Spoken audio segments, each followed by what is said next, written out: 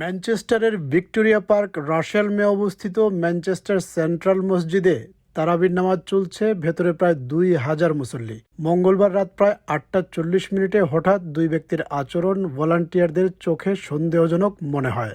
একজন সাদা চামড়ার ব্যক্তি, গায়ে হাই ভিজিবিলিটি জ্যাকেট, সঙ্গে বড় একটি ব্যাগ। তার সঙ্গে ছিলেন আরেকজন কৃষ্ণাঙ্গ ব্যক্তি। প্রথমে কেউ খুব একটা গুরুত্ব দেননি, কারণ মসজিদ সবার জন্যই খোলা। কিন্তু এক পর্যায়ে একজন ভলান্টিয়ারের নজরে আসে ব্যাগের ভেতর থেকে কোড়ালের হাতল বেরিয়ে আছে।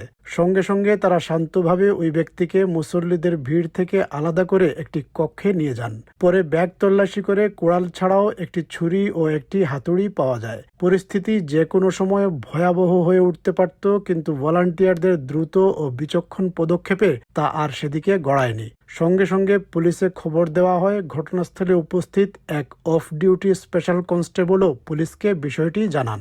খবর পেয়ে গ্রেটার ম্যানচেস্টার পুলিশ দ্রুত ঘটনাস্থলে পৌঁছে যায়।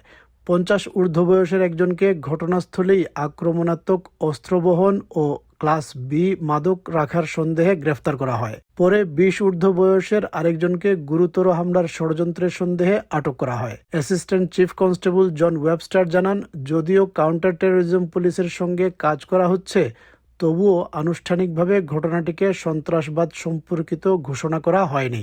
We are taking this very seriously and we are working with detectives from Counter-Terrorism Policing Northwest.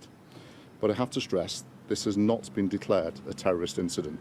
ঘটনার পর মসজিদ কর্তৃপক্ষ জানায়, সাম্প্রতিক বছরগুলোতে মুসলিম সম্প্রদায়ের বিরুদ্ধে হুমকি ও বিদ্বেষ বেড়েছে, আর এই ঘটনা সেই আশঙ্কাকেই আরও জোরালো করেছে।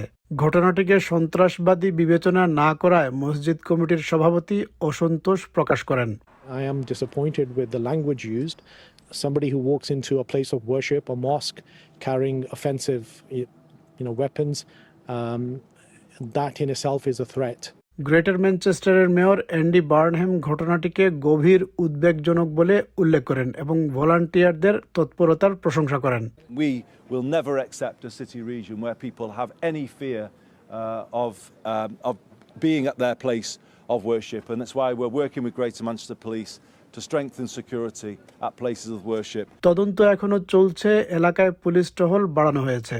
পুলিশ জানিয়েছে, রাস্তায় অস্ত্রের কোনো স্থান নেই এবং প্রত্যেকে যেন নিরাপদে উপাসনা করতে পারে তা নিশ্চিত করাই তাদের লক্ষ্য।